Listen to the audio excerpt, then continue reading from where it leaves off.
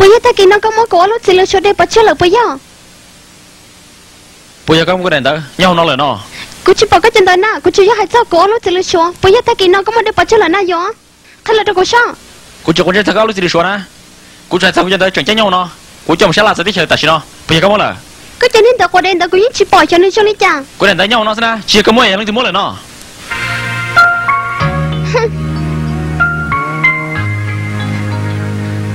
cô sắp bỏ cho bây giờ có món cổ luôn chỉ là đây là chỉ là hạt hay là đâu có bỏ tại sao nó dạ ta kia nào cô tôi đây là cái thứ món đây là im biết tôi chứ ô cô yếu chỉ là sửa trong nền tảng nữa họ chạy này có hả giờ còn cũng một hai ly trà trong được thế nào nè cái giờ là cái cô thật gì nữa cô sắp bỏ thì cô này chẳng chăng nhau đâu nó có cho tôi là nó hay sao cái chân tao cô yếu chỉ bỏ thế chỉ tao nó có cái ly hành chân chạy ly nó đâu có bỏ thì họ lúc chuyện nó mua có thế của sư của chủ tôi một chơi là cái trả đâu của thiên linh chân con à đâu cơ giờ ôi trời cái thứ sáng chỉ tao có cái ly thì có gì tới này tôi sáng nọ của sáng chỉ tao cái gì mà lúc chuyện nó chúng nó có thế của sư nè giờ thì cái chỉ tao muốn làm chơi đam món là po cái sao lên tới cái thứ này món cổ lúc chỉ lượt đây là bây giờ cái gì mà muốn chơi nè của chỉ tao sao lên tới đâu con á ta chỉ có po đi à quý một sao rồi đấy chơi cái thằng sự muốn cái đèn đó cho mình ra là bây giờ chơi nhau cái vừa là cái chết sai thì quý tự nhiên cái chỗ không họ bắt họ chơi nó ta lại sẽ nó bây giờ chỉ sao hay đi coi là cô đèn đó bự cô đi xe chỉ tốt không có thế lo quý như bây giờ là thì chơi nước mắt xem rồi nó cho lên đây cái như hay là sai chỉ tao chơi nước bây giờ lên của nó anh ấy thế là hay là sai sầu của cái lên bây giờ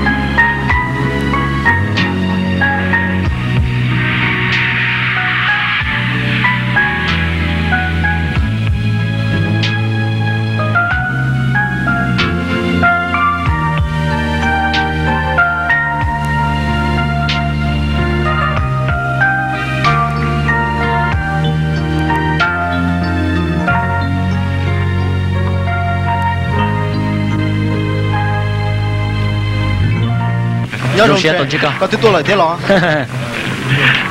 Ở vậy lo. Đâu có hồ sơ tông nữa thằng nó. Nè hồ sơ tông là nó này. Xin chỉ đùa.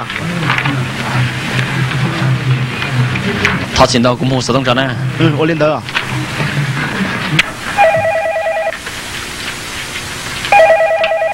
Hello, có gì lên thưa? Ồ, có gì chừng đó. Ta xin mua lá chi có hồ sơ tông đâu có thằng nó. Bây giờ có chuyện chắc ăn cái đàn tới sáng là nè. Ồ, lo. Đàn đến tới, đi rong đi chả nó. Đàn tới nó trực chết hẳn hả? Giờ đại qua, mua ta cho tụi thanh nhau bây giờ. Cô chỉ bảo thế. Các chị cô sao thì đàn tới nó vô nhau có đàn là. Cho họ nên nhớ sự của lúc trong nè. Cô lấy cha có họ chẳng có mua mà. Ồ, cô đàn tới qua, nếu cô nên thia, bởi lời chuyện nhân tự có lo. Cô sao thì tới rồi giờ là có bao sao tao, giờ có sao tao nói chơi, cũng mà li mất sao tốt đâu con nè. Cô sao to là mà, mất sao to đâu cô nè.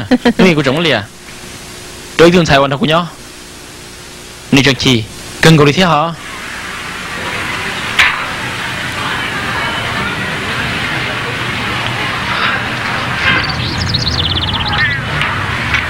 nhớ cho chân giờ. Nhớ rồi à, có tiếp tục lại lo. Cũng có cho chút xử lý số tốt đâu con. Cho chút xử lý số lo.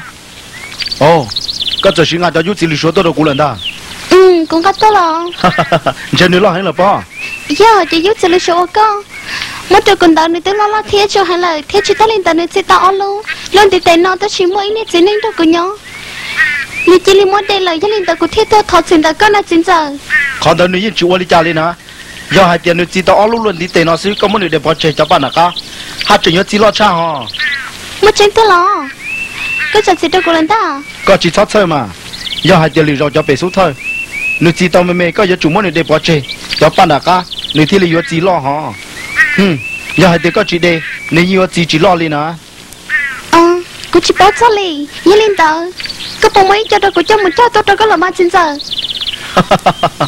có chỉ sao bông xe mà giờ có chỉ ua lên từ thế này yêu yêu chỉ lì số đồ cũ nó mà lo có cái chuyện mong ngã của cho tại yêu chỉ lì số mù và tàu này chỉ ngã tôi đồ cũ nữa như linh tờ cũng mong cái đôi trong chân xí cũng một lần xin chỉ đùa xin chỉ đùa